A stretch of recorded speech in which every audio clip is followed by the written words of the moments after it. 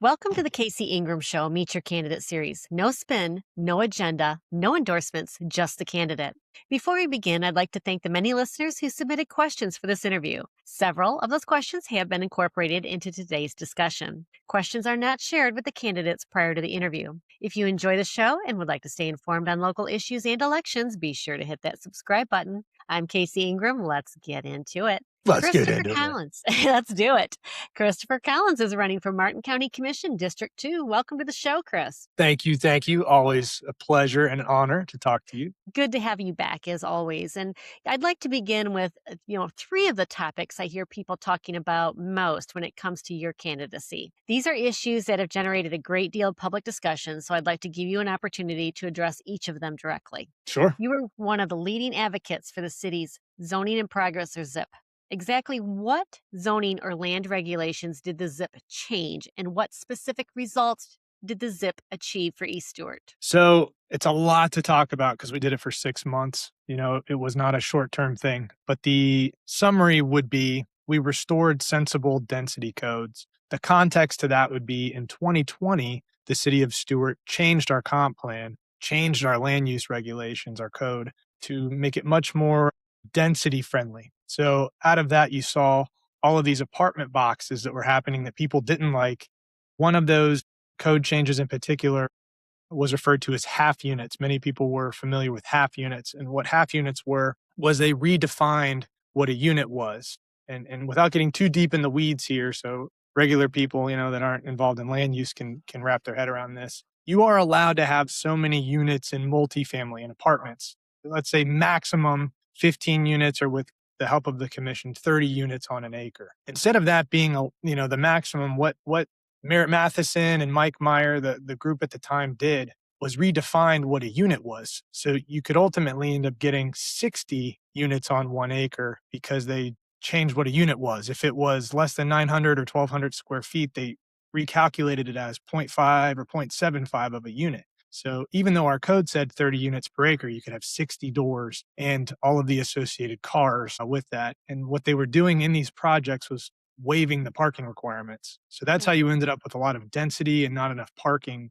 And so, among other things, this is what we were doing in that zoning in progress, was restoring back our code and comp plan to what was reasonable and made the city of Stewart the most charming, lovely seaside town in the country. Well, some of the property owners argued the ZIP went too far by restricting what they could do with their own property. How do you respond to those who say the policy placed too many limitations on private property rights? So we really didn't touch what you can do by right, meaning what you were allowed to do within the code. So for context on that, if you have a single family home zoning, that's what you can build there.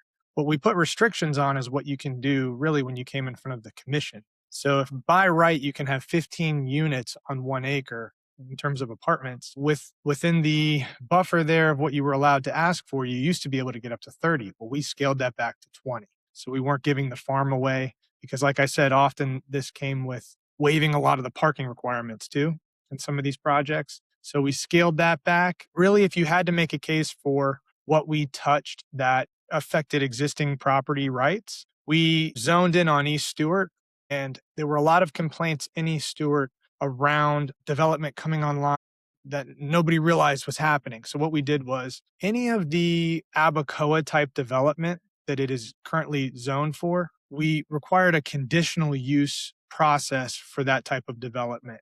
So you couldn't just do it without anybody in the neighborhood knowing. If a 3-story, coffee shops and apartments was going to go in on one of those parcels, which is more likely if a Brightline station comes. This was the idea behind it, is people need to know what's going on in their neighborhood. You could have a single family home on one side of the street and potentially with our code, a 3-story Abacoa type development. We required that if that was going to get built, that you had to notify the neighborhood, which seems reasonable. But that was used as a criticism of that zoning in progress. If I had to take one for the team, I would rather that the neighborhood knows that that's about to be built so that they can at least have a say in that process versus you wake up to bulldozers, So I just want to be clear here. So previously, somebody could just start building it. They really wouldn't have a lot of notice. The neighbors didn't. What this did is they still as could the build code it. sat, as the code existed before that zoning in progress, a 3-story Abacoa type development could be built on one of those parcels that were zoned for, it's called BMU, business mixed use, or GRO. After the zoning in progress, that is still possible to be built there because we couldn't strip it back that hard. But it has to go through a conditional use process. And not, again, not to get too technical, but that triggers a public meeting. So before there Okay. was no public meeting, you could buy that property, and the next day you could start bulldozing and building, 3-story Abacoa. The zoning in progress made it to where now, the blue signs go up, the neighborhood can say, "What's this?" There's a public hearing and people can come speak to it and interact with the developer. And there could be some of the neighborhood involvement in that process instead of just being at the mercy of whoever bought that property, which again, there is threat because you can walk across the street to where the Brightline station is set to go. And it Right. was rezoned years ago from a single family home neighborhood to more of a mixed use, like I said, Abacoa type development. So that code sits there waiting for that single family home zoned now into Abacoa to be terraformed. A lot of people don't realize that. Could have you proposed those changes without a zip, without halting basically new applications is really the better question there. Well, we were already in a zoning in progress, so East Stewart, we took a look at that same time. So among the other things that we did in the zoning in progress to restore the code changes to pre-2020 when they added all the density bonuses, that was one of the things that we did as well. Because we were And getting that looking feedback from East Stewart that particularly with TK gutters, that's one example people were frustrated with. How did that happen? This is a single family home neighborhood and that, that's not even that bad compared to what it could be. So we uh wanted to make sure that that would trigger that conditional use in a looking public back, meeting. is there anything you'd change about how that zip was implemented? No, the only thing that was difficult is I wish we could have got more done in East Stewart. There were a lot of those where it currently sits a single family home, but it had been rezoned to business mixed use. And a lot of the neighborhood doesn't know that or understand that fully. I would have liked to restore that back to single family home zoning, but we didn't have enough time and you can only do a 6-month window in a zoning in progress, but at least we got those protections in that it triggered a public meeting if something of a large scale would be built. Chris, let me ask you this as well, because I've heard people say, well, you did involve the neighborhood. You got to have more public input. Now, with that being said, I know the commission actually went to East Stewart and had a meeting in Mhm. East Stewart. I don't recall that being done in any recent time. So, can you kind of weigh in on that? Is it normal for a city commission to change where they're holding their meeting just to involve the actual citizens right there in that community? You're correct to point that out. We had meetings over there and it wasn't just it was almost like a hybrid meeting. It was educational and policy driven. So they were long meetings and we were trying to go through and explain the current zoning, what we were discussing and trying to give everybody a chance to comment. And we really tried to have it be collaborative. My opinion is from developers or, some of the people that didn't want to have public meetings have to be associated with a land use change over there.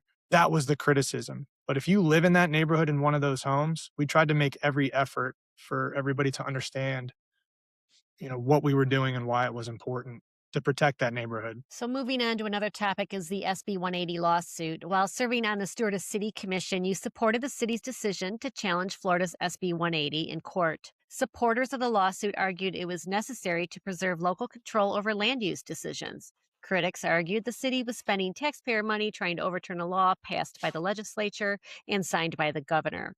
Why did you believe filing that lawsuit was the right decision? So the context for the SB 180 lawsuit is multiple rounds of legislative cycles with local act and it's, that being augmented. And finally, SB 180 limited us from making any real changes to our code. So after we had gone through that entire zoning in progress, SB 180 happened.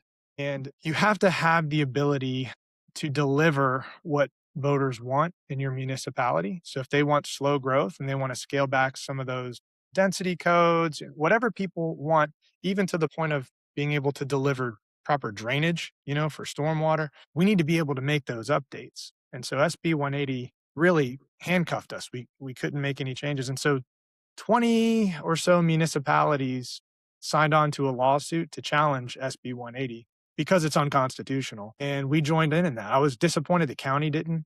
If I was on the county seat in District 2 at the time, I would have pushed hard for that. And has provided, being a part of that lawsuit has given us protection. It's a little bit of an unorthodox situation, but our code changes, we didn't rescind those. We've actually kept our code changes in place to those restored sensible density codes while this case is unfolding, because SB 180 sunsets in 2027. And ideally, either that case rules in our favor or it continues on, on for as long as possible to protect the city from being overdeveloped.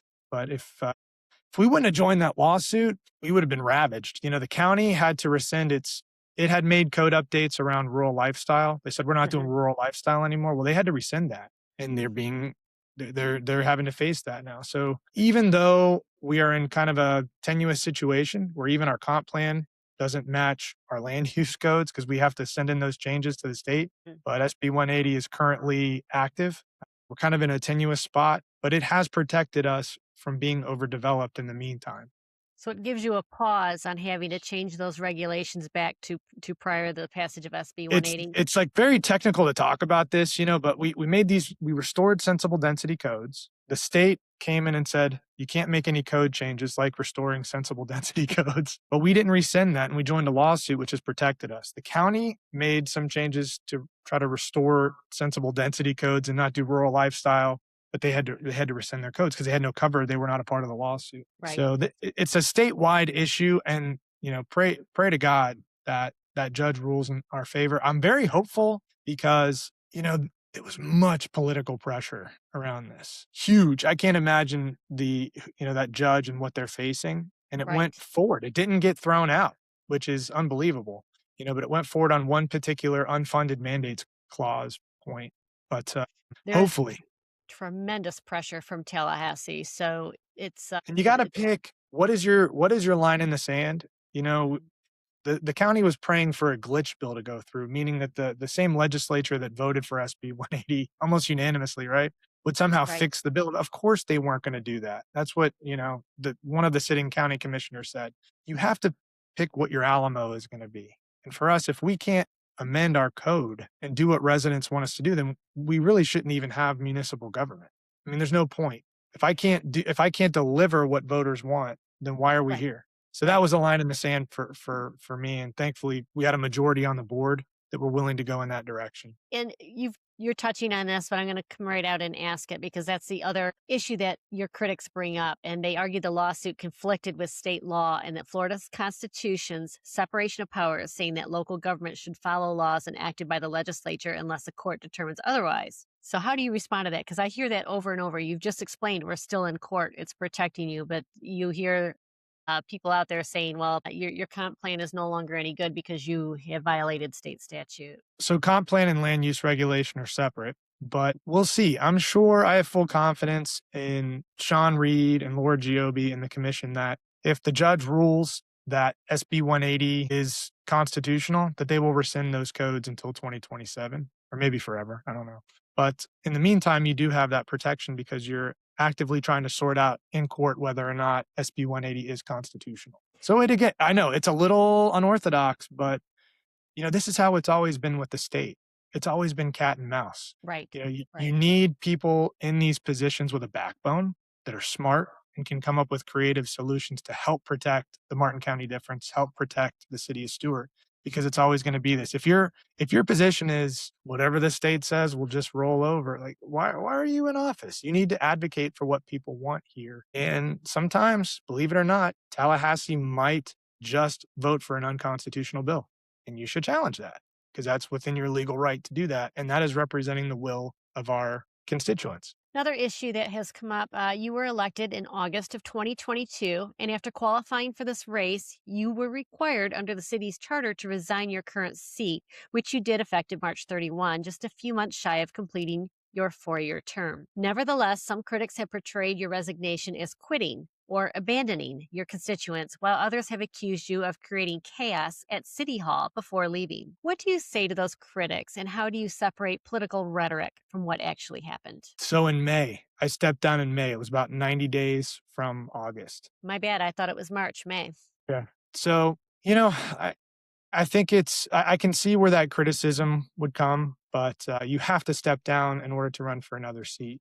So I wasn't going to try to retain both seats. And I have full confidence in Sean Reed and Laura Giobe in the commission over there. I felt really good. I actually was late to the party. That's why I say it was May, because we had to seat a new city manager and get everything buttoned up at the city. And so I should have probably resigned in March. But in fact, I had to wait till May to do it because we had more business to do. So even though I was late to starting this campaign, it was the right thing to do. And what do you say to those critics that say you have created all this chaos?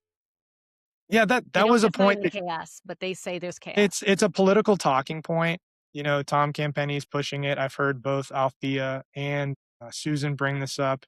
But when I challenged her at the last debate, what do you mean? Please define this chaos. Her answer was, well, development used to be more predictable. So what she was saying was through our zoning in progress and some of these methods we've been trying to do to slow growth, that was the chaos. Well, if that's chaos to you, okay, but that's what residents want. They wanted slower growth. They wanted less development. They didn't want rubber stamps, 5-0 votes on apartments. They voted for that to change and we delivered. So, it's if you challenge developers, you're going to get pushback. That's the way it is. If you try to do the right thing in any field, you're going to get criticism. And I've tried to pull back the veil, show what's going on, where are campaign contributions going, who gave them, where are conflicts of interest, because I want everybody to see what's happening as best as I can articulate what's true. And believe it or not, when you do that, it can get ugly. But we need transparency. We need light in government so we can all make good decisions on who to vote for. We do. I think there's a lot of information coming out about the connections behind the scenes that people didn't realize before. And, social media is as bad as it can be. That's one of the really good things, in my opinion, is it's just letting the Yes. everyday citizen learn a little bit more about how the whole county is ran and how relationships impact each other. And, campaign donations, nobody goes and looks them up. So, being able to share things on social media so that people understand them and realize connections that are out there has definitely created a lot of, backlash, let's just say. In particular with Brightline, when Brightline happened, that's where I really felt a lot of that confrontation and conflict from the pro Brightline crowd. Even though most people at this point, 2 years later, would say there's no way that taxpayers should be funding 100% of the cost of a Brightline station, there is still this obsession with Brightline from not a huge group of people at this point, but online, on Facebook. And a lot of that, if you want to say chaos or conflict, is coming from that crowd.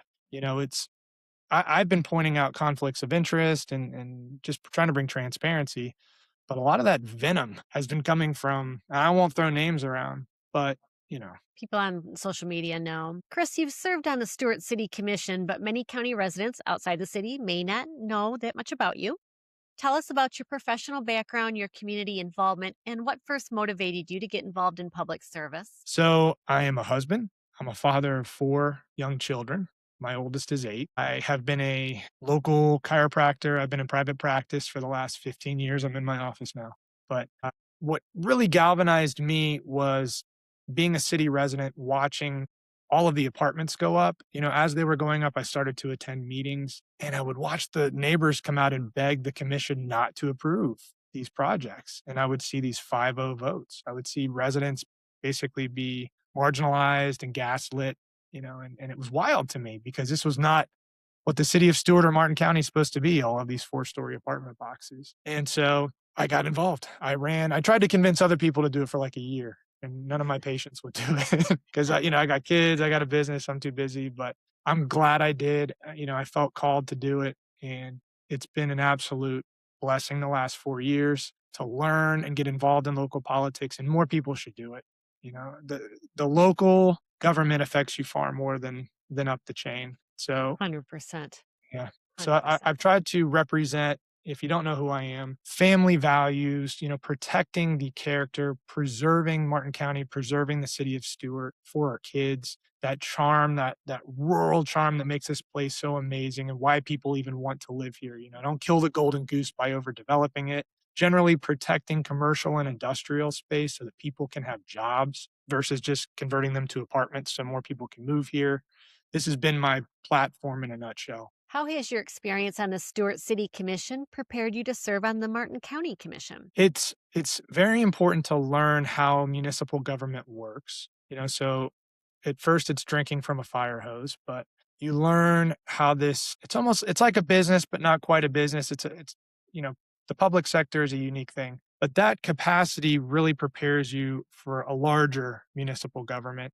And I see more of the threat to our way of life right now at the county level. The city's pretty much set up good to go, especially with those zoning and progress changes. But, whether it's South County or out west, like I see a lot of the threat for the agricultural land being in the county. Definitely. During your time on the Stewart City Commission, what decision are you most proud of? And is there one vote you would handle differently if you had the opportunity today? So I would say the one I'm the most proud of would be on Indian Street. The assisted living facility at the time was set to be rezoned to become the largest drug treatment center in, I think, the South, like the Southeast. So it would have been a 140 bed drug treatment center.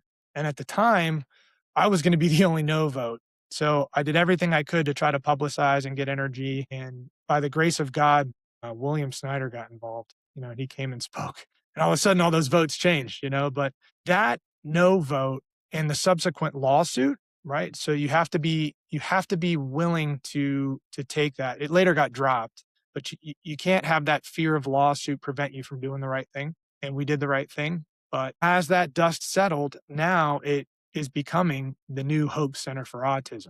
So it's one of those situations where saying no opened the door for something so much better to happen. And at the time you had people saying, oh, it's been empty, it's been vacant for some time, there's no ad valorem coming in, you have to fill this, what are you doing? Hold on, this is not the right thing. That the city of Stewart, our little charming city, is going to host the largest drug treatment center. No, this can't be what Yeah. we're doing. And it all worked out. The And vote I would say that I won't say regret was within that zoning in progress, there was one tenant that we were still trying to iron out commercial versus it was Ramey Rug, but we were trying to iron out commercial versus multifamily parking requirements. And so we still included people who had commercial businesses that we wouldn't let new applications come in. And he was not able to get that organized, and it hurt his business. So that if I had to say one that I regretted, or that he had a small business person had to suffer at our decisions, and that's one of the hardest parts about being a commissioner is sometimes either way somebody's going to lose, and it's a tough decision, but it was, in my opinion, the better decision to make sure we fix those codes for the future. what do you believe is the biggest challenge facing Martin County over the next 4 years? AI data centers, the conversion of agricultural land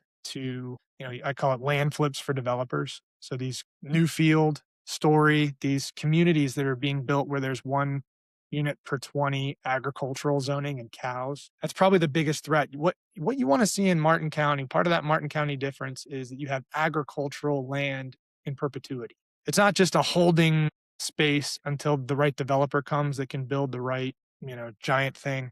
We love to have green space. That's what our infrastructure was designed around. Maybe in, north and south of here, agricultural land is just how you limit taxes until you develop it. But here we've said with 1 unit per 20 acre that we're going to protect and preserve ag land going forward. So yes, I wasn't going to bring this one up in your interview, Chris, because let's do it. Let's talk. well, it's an interesting project. I will bring it up because you're talking about agricultural lands and trying to preserve them. There was nothing that you could have done with this particular project, but it's called KL Waterside. It's out where the new industrial park is, out there on 96th and Canner. It's where the new county operations center is going to be built. That industrial park is a freestanding urban service district that was approved by the county commission back in, I think it was 2020. One of the conditions of that approval is this is Coulter Homes, KL Waterside, had said with the remaining agricultural land, it's a very large parcel. There's additional 300 acres there. They said that they would assure that it would not be developed or even built on with residential. It would remain agricultural. Shall. They used the word shall in their presentation. County gave them that urban service district. They're building the industrial park. They purchased even additional agricultural land that was adjacent to what was already with that property. and put in a development for 1,000 homes on 300 acres. Now, this land is agricultural. By zoning, it's one home per 20 acres. Mind you, they assured the county, you give us this industrial park in an urban service district, we're not even going to build that. It'll stay agricultural. Fast forward to 2026, they put their application in, and I actually just found out they even sued the county because the county denied them their application. Right. Fast forward to 2026, Florida legislature steps in with SB 686, and it's created a special statute from July 1, 2026 to I think it's July 2028, that these agricultural enclaves have to be approved within 90 days or they are deemed approved. So July 1, as soon as that law came in effect, KL Waterside sent a letter to the county saying, certify this as an agricultural enclave. The county is not even going to go in front of the county. Here comes 1,000 homes on land promised to be agricultural. I bring that up because we do want to preserve our agricultural lands, but in this case, there is absolutely, the county has absolutely no way to preserve it anymore. I mean, I guess you could go back to that urban service district if that hadn't been passed, but at the time it seemed like a good thing to put an industrial park out on Canner Highway, and here we are. It's a hard conversation because when you're talking about a bill like that, right? You can say there's two sides of this, right? You need to have elected officials that are going to help protect the Martin County difference. But I also need who sits in those seats now to help us craft language for those bills to amend them that will protect Martin County. So I don't want to roast who sits in those seats currently because I need relationship with them to help protect as much of Martin County as we have. But this is the problem with rural lifestyle. You hate to go back too far for old decisions and talk about the past, but it's why it's important not to do land use changes and comp plan amendments. Follow, as a rule, a comprehensive growth management plan and let it be fair for everybody. Because when you do it for Kiplinger with Newfield, and then you don't do it for the other guy, he wants to sue. Mhm. And then the ag enclaves bill comes, right? And you can't have the one here because it's connected to that. You're just opening the door. These were huge mistakes that were made. And it is going to take intelligence and backbone and working with whoever are in those legislative seats to try to protect as much of Martin County as possible. But And I guess that's a it's a good question. difficult, nuanced, complicated situation that we've now gotten ourselves into. It's a good question that you just brought up, or a point, Chris, I should say. Our Treasure Coast delegation did vote yes on that bill. So I guess the question would be, did anybody approach them, about the consequences of the bill? I don't know that, of course, but I, I am I am confident that county staff works with our legislators to help protect as much as they can. You just would have liked to have seen more of that in this particular case, you yeah, know? it just shows the overreach of Tallahassee when it wants to. And SB Right. 180 is an example of that. And this is just another example. But moving on, if elected, what would be your top 3 priorities during your first year in office? One, you need to get a sense of the machine that you're a part of. You need to meet everybody, get to talk to staff, understand how the county works. And then from there, I would say really setting the tone for because you could very well have two new people, right? So staff and the development community needs to get a sense of like, okay, what are we doing here? What are these guys like? So you got to set the tone for what that looks like. And, I would say protecting agricultural land, protecting job space, so commercial and industrial land. The conversation is often around affordable housing and apartments. Oh, we need more supply. Well, in Martin County, you have single family homes, you have families, you have people who are invested in this community. If the only solution to affordable housing is endless apartments and converting land where people could work into apartments so that people can move here from New Jersey and everywhere else, I don't think this is a viable solution. So I would say protecting agricultural land from being rezoned and then protecting commercial and industrial land from being rezoned. Generally, upholding the comprehensive growth management plan, showing that we're now going to be fair for everybody. And that's another thing that you'll hear out there from your critics, is that you're anti-business. So you just mentioned that you actually I'm a want to small protect. business owner. It's a curious thing. I guess if the argument is made, but development is not the only business. And developing within the comprehensive growth management plan and redeveloping is not anti-business. It preserves the golden goose. You don't destroy what makes this place special. If you're a real estate agent or a developer, especially if you live in Martin County, that should make sense. But sometimes, if if you're going to be a harder negotiator, like with Brightline, or you're not willing to say yes no matter what, that's how you get portrayed. But I don't mind. Funny you bring that up. So, Martin County has committed land valued at nearly $3 million and identified $15 million in local matching funds if outside grants become available for a Brightline station, estimated to cost over $87 million and 100% funded by taxpayers. Madness. Brightline, which is privately owned, has reported more than $5.5 billion in debt and has faced significant financial challenges meeting its debt obligation and is now considering bankruptcy. Given those concerns, do you support using county land or taxpayer dollars to support a privately owned railroad? No. And 2 years ago, we rescinded the Brightline agreement at the city because we were about to put taxpayers on the hook for 30 million plus interest. This is a terrible deal for taxpayers. For 6 years, Brightline was supposed to pay for their half of the station. And in March of 2024, they sent a letter and said, we don't want to pay half anymore. And the city backed out of a deal that would have taxpayers on the hook for 100%. And the county could have followed suit. We asked at the city, we said, let's wait until these new commissioners come in at the county, right? And let's Hmm. all have a piece of looking at this where Brightline pays half and renegotiate this. Well, Doug Smith and Harold Jenkins and the crew that was on the way out jumped on the ability to amend the settlement agreement.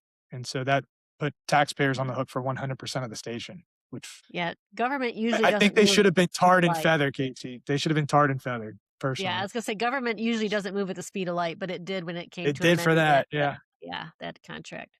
And it just Uh, killed our ability for the people who came in, Eileen Vargas and Blake, and, and Sean and Laura. It killed the ability for us to negotiate a deal where Brightline paid half, which I just don't understand why you would do that. Why would you hamstring the future commissions with the ability to negotiate that? It's we've wrong. never I rarely do you talk in right and wrong, but that was wrong. We've never had an answer to that either. They just did it. Florida East Coast Railway has indicated it would not permit a station near the Sailfish Ball Fields location, citing a letter sent at your request when you were mayor of Stewart, informing the railroad that the city of Stewart does not have sufficient parking to support a station at that location. Given that, do you believe the Martin County Fairgrounds should be considered as a potential location for the Brightline station? Again, to me, it's more to do with who's paying for it.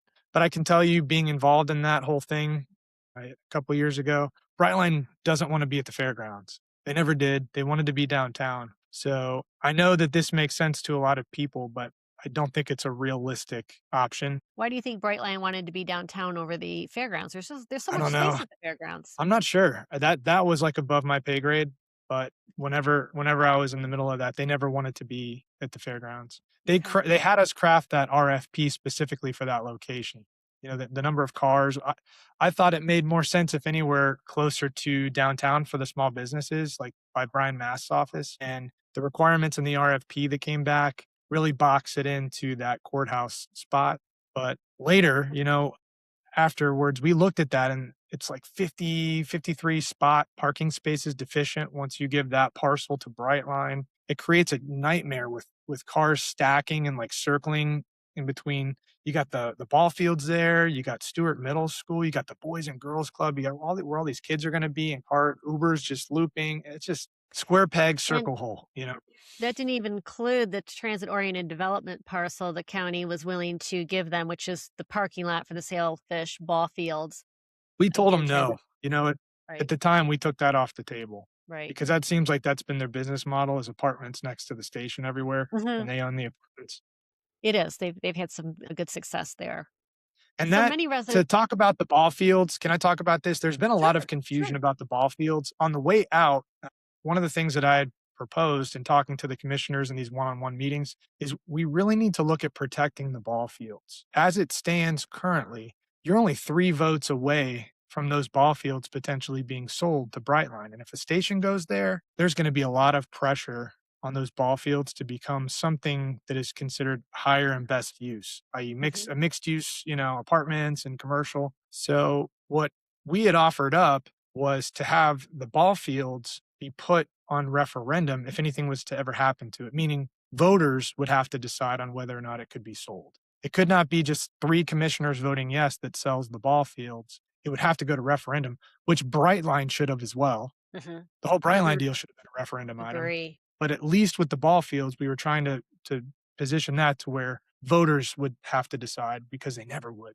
voters would never decide to sell the ball fields. So, unfortunately, Commissioner Rich and Commissioner Clark were not for moving forward with that. To their credit, Commissioner Mayor Reed and Commissioner Giobbe were. But as it stands right now, the ball fields are not protected.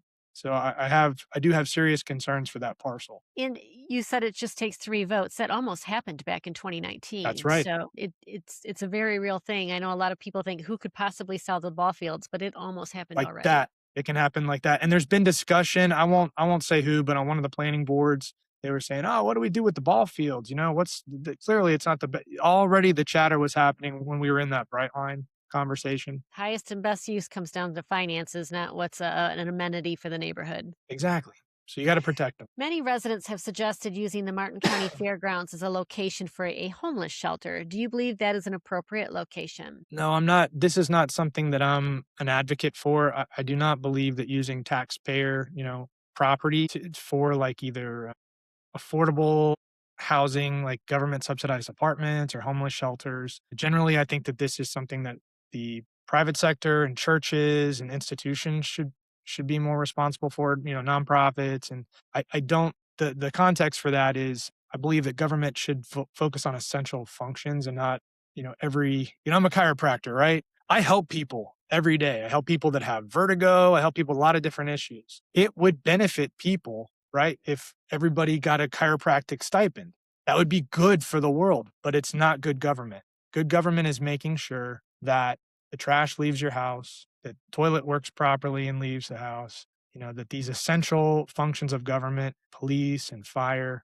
that is working. If you have a water treatment center, this is what we pool our resources to do for everyone. When all taxpayers are subsidizing cheaper rent for 300 people, to me, this is an inappropriate use of taxpayer funds. So, since the forum on July 7, what is one issue, and that was the We Care Martin Forum, what is one issue you wish you had more time to explain to voters? I would say some of the political rhetoric of like chaos, that the other side is really trying to frame the city like it's in a bad position. The city's on fire, and so you hear the chaos rhetoric, chaos, chaos. But truly, it's just been transparency, trying to advocate for clarity of where campaign contributions come from, making videos and content for people to get excited about elections and what's going on and the policies and the topics. And it's been hard to see that mischaracterized as chaos. It's been difficult to see the developer crew and the pro Brightline, no matter what it costs people crew, somehow saying that the city is in a bad way.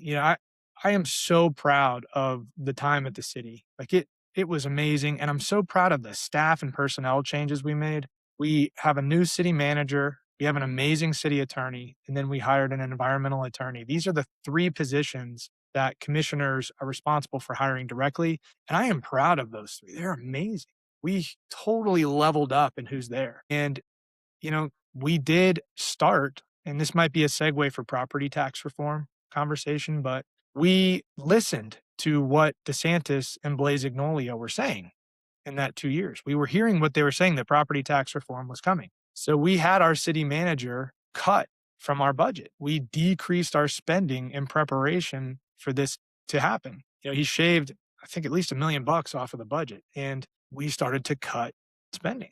And This it's is a good amazing. This right. is what everybody's now going to have to face and be more reactive. And we did it proactively. We were smart. We were paying attention. And to call that chaos, like that's what the state and really voters. It's not the state imposing property tax reform. It's going to be voters. They want smaller government. They want to own their house without having to worry about it being taken away from them if they don't pay property taxes. And so that to me is not chaos. That to me was smart. It was responsive and proactive. So, Very. politics are politics and narratives are narratives, but I am very proud of the city of Stewart, the condition it's in. So I guess that would be the only thing. It takes time. You'd have to really talk about the culture at the city now. It's clean. Like I've said in the past, there's joy in the building. I won't talk too much about what it was like when I first got there, but it's brighter, it's lighter. It's the furthest thing from on fire. It's cleaner, and the people there are amazing. And, through it all, I think that The fire department still responded, the police still responded, the Yeah. streets are still open, the lights are still on, the Right. water bills are still sent out. So, myself, I'm confused on what the chaos was, basically what It is very easy to go obstacles along came to of get it. along. It is very Mhm. easy to be in one of these municipal seats and really do nothing. To show up to the meeting, to feel important, to be called mayor or commissioner at cocktail parties. But what people hire you to do is make the government better and to serve their interests. And when you do that, it's going to be in conflict with the people who currently profit off of that system the way it works, which may even include staff. And if to really make things better, it will be confrontational. It will bring attention, and so it's much easier to just cruise and go along to get along.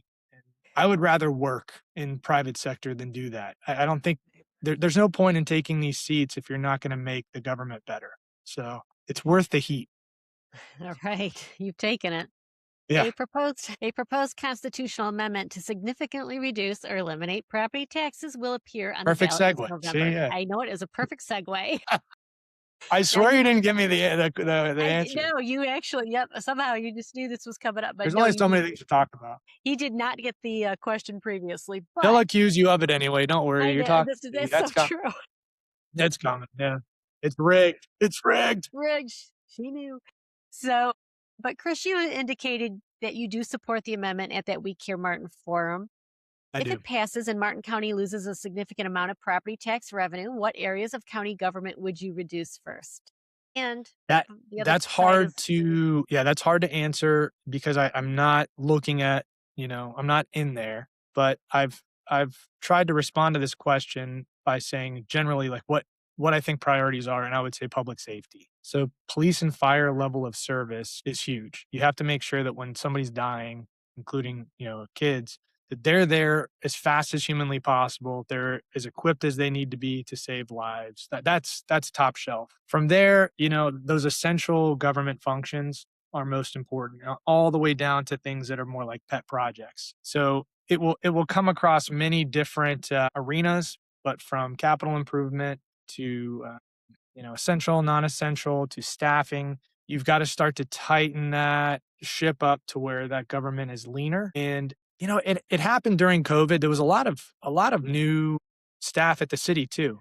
Governments tend to grow, and Mhm. so every now and then you got to prune. You got to prune that tree so it bears fruit. And I can't tell you for sure because I'm not in there. I'm not looking around. I'm not in the county yet. But when I'm in there, we will see. It's very good. It's something with government that it does continue to grow because they do operate differently from businesses because they basically have an endless money supply, and things come up in front of Can I commissions can or I give you budget. like a bit of a technical rant on this? Is Sure, in private sector, like in my practice, if I'm going to hire another doctor or a front desk, they've got to save or make me 2 or 3x what I pay them for it to be worth the hire and the liability and everything else. The county or not county, the municipal government, I'll say, doesn't work that right. way.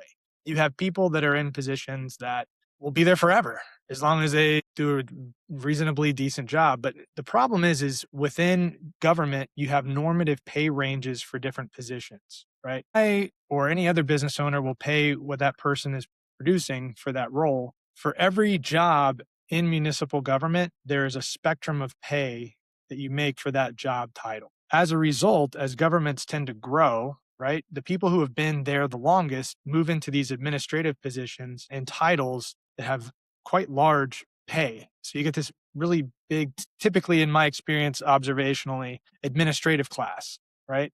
That is making $200,000, $250,000 for these jobs that you wouldn't necessarily pay somebody that in the private sector, but it's because they've been there the longest and they end up hiring people under them that may be full time, maybe part time, to justify these administrative, level positions. And you end up with these departments that could run on 3 or 4 people and they have 8 or 9. This has been my personal experience, and it's not popular to discuss. Usually, politicians will stay out of talking about it, but this is how governments bloat. And you really need to refine that machine down to what is needed to provide the level of service that people want, not just as many jobs as we can provide. The private sector needs to do that, not government, because those are all tax dollars. There you go. County governments have grown substantially over the past decade. Sorry, Next I question. swear you didn't give me the questions. I swear. I know it. You're already you're getting into the questions I have lined up. Yes. So you'll see these questions came in the same order for all the candidates. Do you believe county government has grown too large, is about the right size, or still needs to expand? And what metrics do you use to determine whether government is the right size? I don't know for sure, again, because I'm not in there. It's something you kinda have to be in the mix and you see where the need is, and you really do lean on staff to give you a sense of that. But my instinct is that it's probably, too many people there. Something you'll be looking at if you get elected. And really, I'll say this for clarification, it's not the job of commissioners to say, "This guy's fired," you're not Donald Trump. It's really your county administrator who's ultimately going to make that call. Our job is to lower taxes. That's what we did in the city. We said for the first time in 10 years, we're going to lower the tax rate. No, you can't do that. The world's going to end. No, it's going to be fine. And so we started it had been for 10 years, 5 mils, and we started a new trajectory down. And my hope is that they continue that downtrend. And the world didn't end. It was, Right. everything was okay. But that's what you do. You start to pull back on that lever and you say we're gonna lower that millage, right? And that is important because as property values increase, if you don't ever lower millage, taxpayers never get any of the benefit there. They just keep Right. paying more and the government keeps growing. So what you want to see are responsible commissioners that will cut back on millage as values go up so that your public doesn't get overtaxed, right? You should only have as large of a government as you need, again, to provide the level of service. And you kind of know that that's probably not the case because we haven't been cutting taxes, Right. so we're Right. probably Which is bloated. probably why we have what we have on the ballot this fall from Right. Right. Tallahassee. And they Martin they County. love to say, hold on, I got to go here. Okay. The pro-development people love to say, "Oh, because you're slow growth, Tallahassee is coming down on you. It's because of the city of Stewart. That's all these laws that are changing are your guys' fault." Well, here you go. The same thing with the overspending then. All right, by the same logic, we haven't been cutting taxes, and here you go, property tax reform. Now you're going to lose all the homestead property tax. There you go. Absolutely. So So take Martin that. County does continue to face pressure for both residential and commercial growth. What do you Mhm. believe is the appropriate long term balance between residential development, commercial and industrial development, and preserving agricultural and conservation lands? I would say your hard line is you preserve agricultural land. So it shouldn't be incrementally chipping away at the urban services boundary and developing more and more and more. You should protect that ag land. And then from there, looking at your community, right? For the people that live there and the jobs they need, how much commercial and industrial space is available. The more you remove that and make it more residential and apartments, you create a bedroom community and people have to go out. So protect your commercial industrial space so locals can work. Don't turn that into apartments. I don't have an exact number metric of this percentage should be this or that, but generally what you're seeing with pressure from the state coming down on us is to lose and give up our Mhm. commercial industrial space to become apartments. And the problem is with Fair Housing Act and the way the law is set up is you can't guarantee that any unit that you create goes to a local to work. It can't be workforce housing. It goes on the MLS for anybody to move here from anywhere. So what you do is import many thousands of new people and traffic into your municipality. So to protect your infrastructure and your traffic flow, you actually have to push back and hedge and protect your commercial industrial space. And unfortunately, not everybody can live here. Florida cannot receive all of the United States. Otherwise, the people who are Right. property owners here are not going to be able to navigate safely. Our kids, you're going to have car accidents, you're going to have serious issues here. You're going to have issues with water supply, with waste. You really need to hedge and protect your municipality from becoming overdeveloped. And it feels like that already, even with the amount Right. of car accidents and things that we're seeing and very serious ones, daily on social media around here. There's just so much Right. traffic already. So that is definitely a concern. Is infrastructure going to keep up with the increase in population? So It's already over the top. it is, which is why you ran for the city of Stewart, as I recall. So you've kind of answered this, but because I want to keep my core questions the same with everybody in the same race, taxpayers expect every dollar to be spent wisely. What county Yes. department, program, or spending priority do you believe deserves the greatest scrutiny over the next 4 years and why? Greatest scrutiny. It's probably so. I think you need to keep essential services, capital improvements. Your scrutiny is going to be more over your nonprofit spending, any pet projects, and then generally things that the government should not necessarily be involved in, and moving that more to like private sector. Many candidates campaign on the need for change. Specifically, what would you do differently than the current county commission? I would not approve rural lifestyle. I would not allow data centers here. I haven't heard any clear, concise response from my opponent on data centers. I think it's a huge issue for resources, power, and just what is Martin County going to be like? Is all of our ag land going to be converted to, hyperscale data centers where there's and God knows what byproducts and chemicals may come out of these things? I'd like to hear clear responses from others, including the existing commission, and it hasn't been the case. I am firmly no on hyperscale AI data centers. No. Protecting ag land, and again, within property tax reform, like I said, and we've mentioned, prioritizing essential services. And some of the other conversations from other commissioners, I've heard a different song about property tax reform. It's been everything's getting cut, capital improvements and things that hurt residents and level of service, maybe to fearmonger, so that people won't vote for it. But the truth is, government's bloated, and you need to look internally. And you need to cut some of the spending internally. So I guess that would be a change from the current tone up there. And transparency. Anybody who follows me or watches me knows I'm transparent and trying to educate, maybe to a fault, to the point where it could be considered unprofessional. But I think we need transparency in government, and it's what people are hungry for. It's what I want to see. I'm 42, so for me, social media is media. We don't have a TV, in my house. Right. I have a piano where there should be a TV. So we are used to, the public square being Facebook. It's where you're figuring out what's going on. So I've been trying to articulate that and put that out, and I think that that's the future for public officials, for CEOs. You're seeing DeSantis on, doing sit down talking head videos. Like everybody's moving in that direction. So I would say that's a difference too, is the transparency and the education and the honesty with which I'm trying to get people excited about local government and involved, informed about the policy changes we're making. So, what is one decision made by the current commission over the past 4 years that you believe was a mistake, and how would you have voted differently? Brightline, like we brought up Brightline. I don't think taxpayers should be funding that station.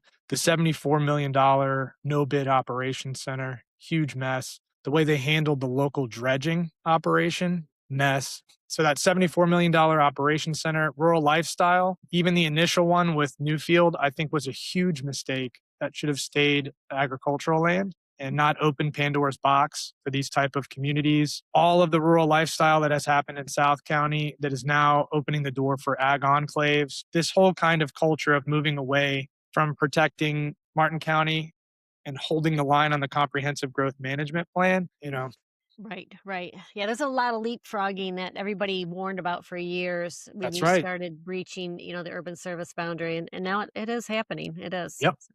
Chris, you served on the Stewart City Commission, but county government's significantly larger with a budget around $800 million. What do you believe qualifies you to oversee a budget of that size? Well, compared to who I'm running against, I have the most experience in navigating these types of budgets, in navigating and working with staff in making these decisions. And I've got a proven track record of lowering the tax rate, and prioritizing essential functions like I talked about. So I would say the 4 years of experience that I've had, coupled with the decisions I've made. So I've got a proven track record of making what I would say are great decisions. And then lastly, and maybe most importantly, I have no strings. I have no developer ties. I have never worked for developers. I have never worked in real estate. I have not received campaign contributions from developers and will not be receiving campaign contribution from developers. So all of that to say I've got a proven track record. I got no strings, and, I've got experience. So yes. Can you give voters an example from your public service where you made an unpopular decision because you believed it was the right one? Brightline, there was so much pressure. I had never really experienced anything like that before from a lot of different local entities, realtors, the chamber. There was so much pressure to do this thing that I thought was such a bad idea. Such a bad idea. It made no sense. And now, 2 years later, when you're in it, it's so difficult now. In retrospect, it was a great decision and obvious, but at the time it was really hard. That was like a tough thing to overcome because there was so many phone calls and people that were so upset with me, and lost a ton of friends. I have a lot of people that hate me, just will forever hate me, but that was the right thing to do. And I would do it again. $30 million decision for the city. Absolutely. For the little city of Stewart, people that'll never potentially be on that train, that will never use that. Why should they have to pay for that station? Why would Brightline not pay for their station? Exactly, exactly, and even the parking, structure that Right. they wanted, whether it's a parking lot or parking garage, they were gonna charge for parking, and the city would not have gotten any of the Well, the that parking for that, but that you that's built the it. other thing is you've heard me say in the past 30 to 45 million, because we were going to be on a note for 30 million for the station, with the expectation that at some point we were probably going to build a garage too, which at the time was 10, but Right, probably today is 15 million to build right, a proper garage there. And right, city taxpayers were going to pay for that. And Brightline was going to get the paid parking. and they It's got the crazy. benefit from it. Yeah, It is. I know everybody talks about, public partnership, but there's supposed to be benefits on both sides. Our only that's benefit right. was the opportunity to hop on a train 4 times a day with And if you exorbitant talk about passenger fares. airports, they get landing fees. There's different arrangements for us to just shell out money. And this is a controversial point, but if we would have done that 2 years ago, and because what the nature of that deal was, we were going to hand them a check for $30 million, and the city taxpayers were going to be paying for that loan and interest. They would right now have a check for $30 million from us cashed while they're going out of business, while FEC says you can't build a station there anyway. We would have never got that money back, Right. and No, you wouldn't. potentially not had a station either. It's It's one of that's the right. it's one of the smartest things a municipality could have done, and I'm sure there's some of these other ones down south that are kicking themselves for getting into an arrangement like that with Brightline. I agree.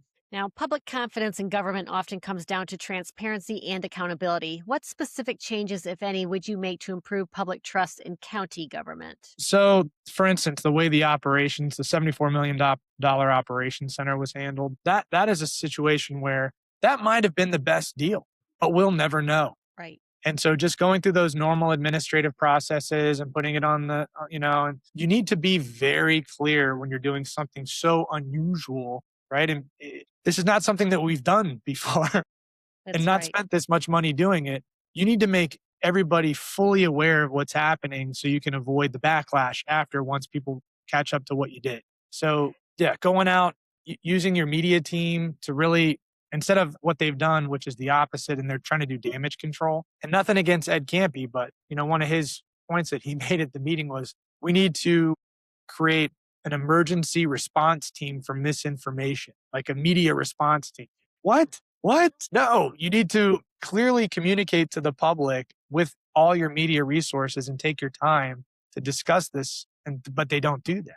Right. A lot of things Right. are on consent agendas. We're avoiding the scrutiny and criticism, and then you get the backlash. And that's how you erode public trust. 100%. And with that P3, I was a vocal critic on that as well. And it's not that I disagree that we need an operations center. We do. I mean, I fully agree with that. But without a competitive process, how do we know we got the best bid out there? And you're right. Maybe they were, but we don't know. Maybe. So Right. it's there was a lot with that process. I hope the county will go back and maybe review. And maybe if you get on the commission, you can review some of the rules on non-competitive bidding. And for Well, goodness that was sakes, we always that talk about buy that's local. Where was another our thing that local? made it sorry, that's another thing that made it look so unusual, is a week before they received that non-competitive bid, or a week before they received it, they changed the fee for non-competitive bids. So it was, what was it, 25,000, It was a maximum of $250,000 because it's a 250. Yeah. percentage. At a $74 million bid, it would have been a And then went to $250,000 25. app. Hmm. That's crazy. And then a week later, you get the first one of these bids that you. Magically, an This is unsolicited the bid. problem. This is why people don't trust you, because you're supposed to be working for us and you're not clearly communicating what it is that you're trying to do. And so it appears like, something's wrong. And it may not Right. have been, Right. but It, it might have been just a coincidence that they changed that application fee a week before. I said this at the 10th Street debate that we had the other night, and I think it's a good point, is the role of commissioners is not to represent staff to the public, the will of staff to the public.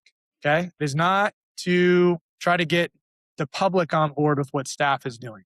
The role of a commissioner is to communicate the will of the people to staff. This seems obvious, but it is often not the way it works. Our job is to drive staff to perform and implement the will of residents, not to represent the will of staff to residents and try to get buy-in after the fact. And that's what happened in this instance. And it's ugly. And it has damaged, along with other decisions recently, how, people's faith in in the county government. Transparency and accountability, that's what we always harp on. I harp on it a lot, and I don't feel like either was there in that process personally. And the doubling down, the doubling down thing, that's what's been frustrating for me is, like They in your absolutely own doubled down. personal life, you make a mistake, it's like, hey, you're right. I don't Yep. want to hear it. It hurts, like I want to be my ego. I want to be the best, but like, you're right. You're right. All right. Okay. So how do we fix this now? How do we make it better? And you're not getting that. You're getting the doubling down. And that's The other terrifying. part of that You the don't other part trust of that that when somebody's a leader that they can't accept any responsibility for bad decisions. That's how you erode trust. You want to see, like, as a father, right? Like, if I'm in my home and even my 8-year-old, like, hey, you said that we can't say that word. Okay, hey, uh, I'm sorry. I'm sorry. You're right. You're right. We're gonna uphold the law in here. Dad was frustrated. Yes, you have to be humble. You have to accept responsibility. You don't double down and say, "This is my house," and I'll say what No, no, no, no, right. no. That's not what a leader does. And the other part of that is our governments are always buy local, buy local. And I had Right. contractors reaching out to me, but they are scared of retribution in some form. I don't know what to come out publicly, but they were excluded from this. And our largest contract, they're paying taxes into the county. Their money's being used to build this, but yet they didn't have the opportunity to bid on it.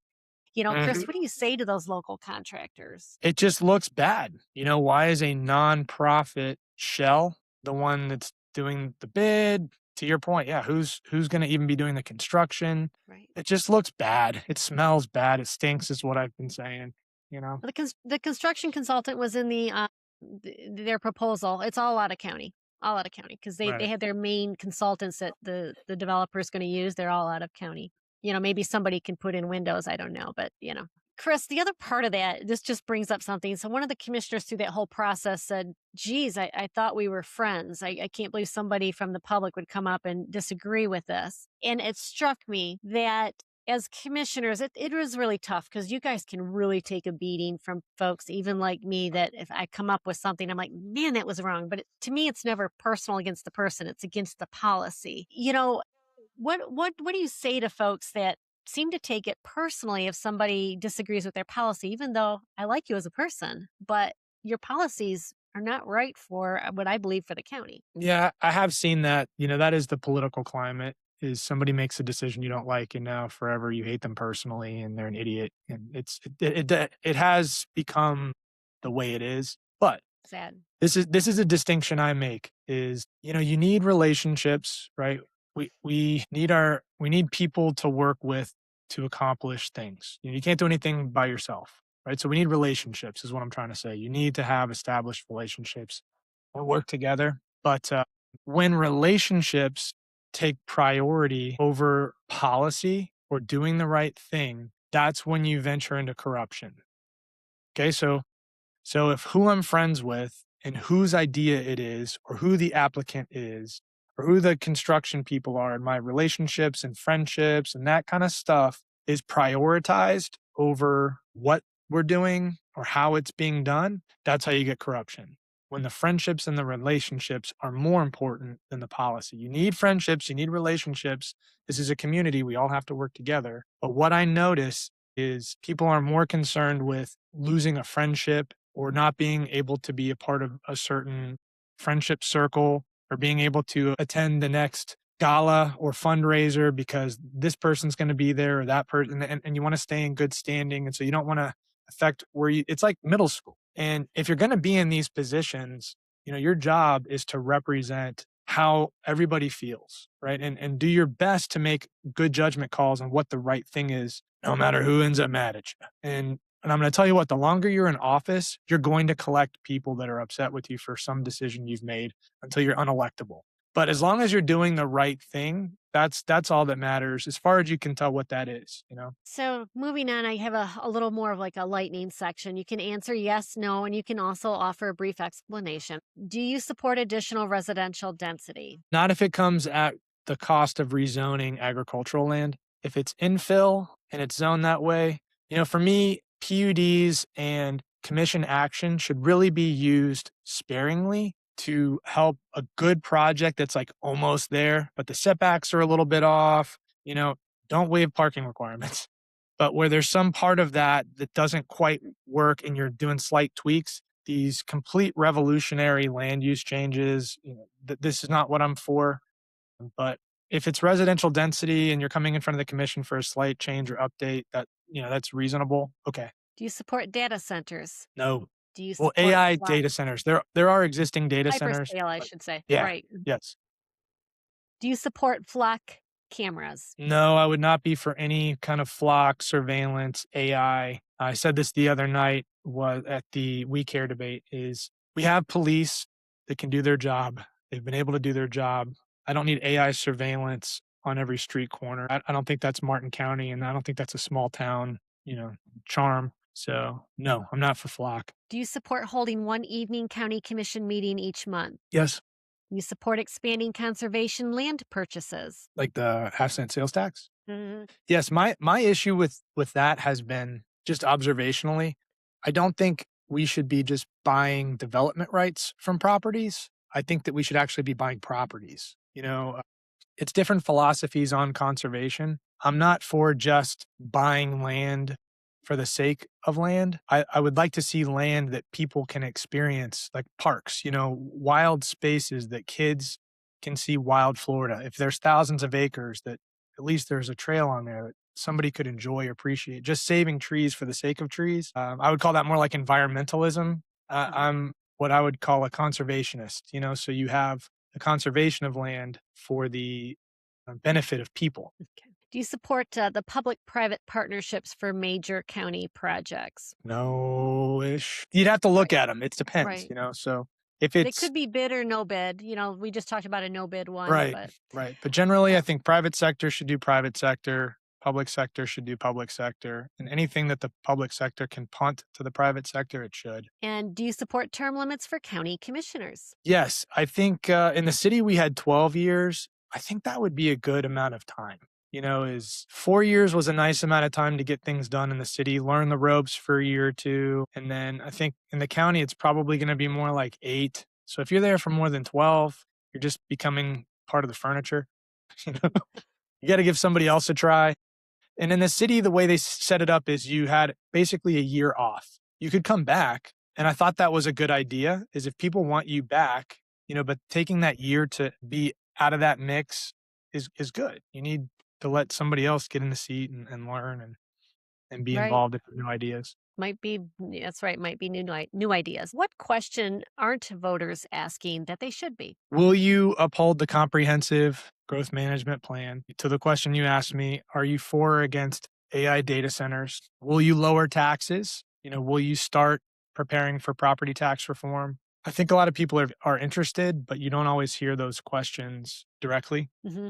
True. You have 1 minute to speak directly to undecided voters. Why should they trust you with their vote? So, like I mentioned before, I have the most experience in this race and the proven track record of slow growth, clean water, and low taxes. I have worked very hard and have been very smart about providing those results. Often you hear candidates that will say, I'm slow growth, and then they get in there and do something totally different. I have really tried to be the kind of public servant that I would want to vote for. And so in the city, you've been able to see my voting record, which has consistently saved taxpayers money and worked towards slower growth. But if you want less traffic, if you want that charm to be preserved as much as possible for as long as possible, I'm the guy. My opponent is has been a traffic engineer working for developers for 30 years. I have no strings. I have no relationships with that network of people. I only work for you. And with the threats that are coming our way over the next 4 years, You're going to need somebody with a backbone that has no strings. And I'm ultimately doing this for my kids. This is for my family. So by extension, it will be for your families. I want to protect and preserve Martin County for them and for the future. And that's what I was going to follow this up on. You kind of answered it already, and what sets you apart from the other two candidates in this district. Right. It's, I'm a chiropractor, I'm a public servant. I'm desperately trying not to be a politician, that has that negative idea around it, Nothing you but can do about that. You are now. When you're I'm not. elected, you become one. Yeah, I haven't become absorbed into the land use attorney and developer class. I don't want to be. I enjoy my family, and I just want to protect Martin County. And finally, Chris, how can voters support your campaign and learn more about you? So doc for Martin.com, and donations are much appreciated. I have yard signs here at the office, 412 Southeast Osceola, out front in the breezeway. You can come grab a sign, or we can deliver them to you. But please vote for me. I'd be honored to be hired by you and fight for you the next 4 years. Well, this is Christopher Collins. He's running for Martin County Commission, District 2. Folks, April 18th, or April, I don't know why I want to say that. It's August, Uh, August, you August. got it. Yep. Yep. August 18th is the day we are going to be electing all of our county commissioners in both races will have that election, as well as Correct. Indiantown and Stewart. But our voter turnout traditionally has been pretty low in the primaries. So folks, we have such a diverse array of candidates. Please get out and vote. There's got to be somebody for you in these races. And again, that's going to be August 18th. Can I Early can I jump voting. in, Casey? Casey, you got to Yes. go harder on this. Listen, look, if you're watching this and you want slow growth in Martin County, this is it. This is the big one. This one counts. You need to vote. If you have not voted in the last primary or two primaries, this is the slow growth. If you're frustrated with traffic, if you're tired of rubber stamping on development, this is the one. You need to vote August 18th. The ballots went out a couple days ago for vote by mail. Early voting will be, the week before. Get out and vote. Let's go. There we go. Don't Let's forget go. to follow the Casey Ingram Show on Facebook and subscribe on YouTube for more conversations that help voters hear directly from the candidates. I'm Casey Ingram. Stay informed, stay engaged, and I will see you on the next episode. Thank you so much, Christopher Collins. Thank you, Casey. You're the best. You're awesome.